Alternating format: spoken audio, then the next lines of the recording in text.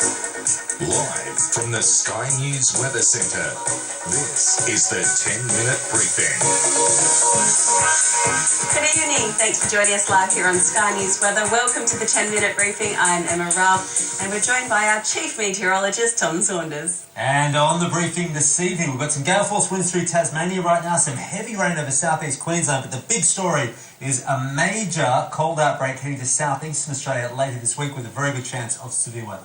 We'll have more on that in just a minute. Right now, let's take a look at what it was looking like in South Australia this afternoon as a cold front moved through. This was actually taken at Adelaide Airport. Very impressive photo there of those storms. But what wasn't impressive was the rainfall that we got from it. Adelaide, Kent Town and Alert only picked up 1 millimetre. Nice little shelf cloud there, actually. But you are right, the storms were moving fairly quickly. They weren't severe. We haven't had a huge amount. In fact, almost everywhere under this band of storms has seen less than 5 millimetres of rain. So nothing too heavy, but we'll take a look at it on the radar, though.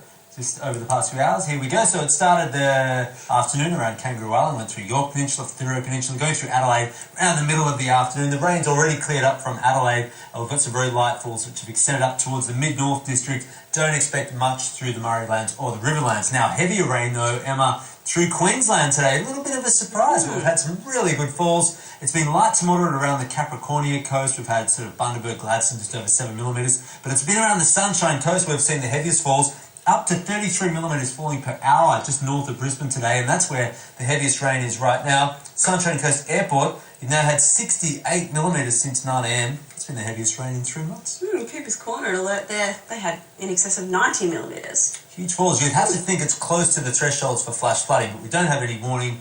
At the moment, it's just good soaking rain. We will, of course, keep you posted there. But we do have some more showers on the way for the Queensland coast tomorrow, and we are expecting some more fairly good falls as well. So we have an upper trough today. That's why we're getting the good falls. Onshore winds alone will never bring heavy rain, but with an upper trough, we had good falls. It's moving away from the east coast overnight. But then another upper trough will move in from the west, and the result is showers and storms, southern Queensland, northern New South Wales on Tuesday, even some inland storms, and then Wednesday morning the heavy falls continue. And again, just along the coastal fringe, we could pick up some really good falls over the next couple of days. I won't be surprised at all if we see up to around 50 millimetres of rain, so pretty similar to the totals that we have seen today.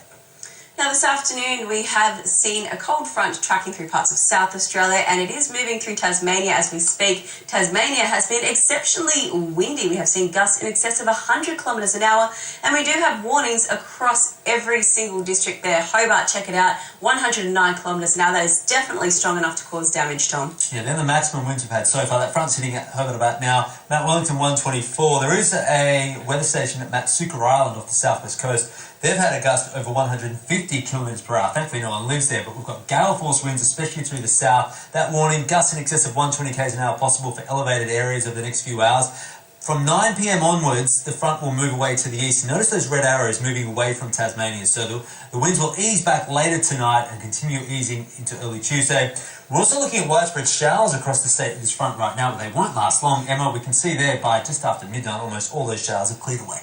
That is true, but then by tomorrow afternoon we could see them redeveloping again in the west. Very light showers though, not much in that. No, not much. But we do have some more heavy rain on the way. By the later parts of this week, by around Friday or so, we could see some extremely heavy falls for parts of Tasmania, Victoria, but even inland parts of New South Wales as a deep low pressure is set to form. This is a system we definitely need to talk about. We've got widespread severe weather on the way. And it's due to a cold front. Now, normally your cold fronts move from the west towards the east. Well, this one is going to surge north. Now, that band of rain late Wednesday, that's the initial front. But then notice a low-pressure system there forms up near Tasmania and Bass Strait.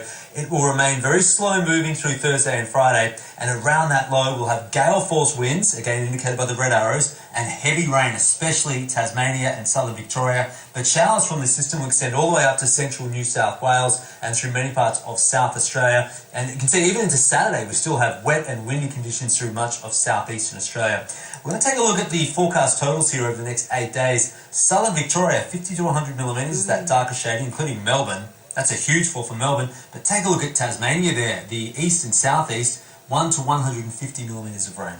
Yeah, we are definitely in for a soaking down in southeastern parts of the country. We will, of course, keep you posted with all of the latest information. At this stage, it is hard to pinpoint exactly where we'll see severe weather, but when we do see that, we will, of course, keep you up to date. But it is becoming more likely now. It's going to be Tasmania, southern Victoria for the heaviest rain, perhaps even the strongest winds. Now, temperatures will plummet. This is the snow forecast. Friday, Thursday too, heavy snow across the Alps, but snow west of Sydney across the central tablelands. Look, around the Oberon Plateau Thursday and Friday into early Saturday, we could even see 10 centimetres of snow. For the alpine areas during that period, we could even see around half a metre of snow.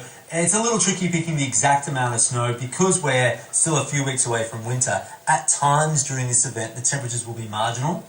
If it was the middle of winter, all the precipitation would just be falling as snow, but there might be a little bit of a mix of rain and snow at times. But definitely a huge dump of snow on the way. And talking about how rare it is to see such cold weather this far from winter, well, I've done my research. Canberra's forecast to hit 9 degrees for a maximum on Friday. The last time they were that cold, you have something to say? Yeah, it was back in the year 2000. In May, that's correct. That's exactly right. But that was late in May. What about during the first half of May?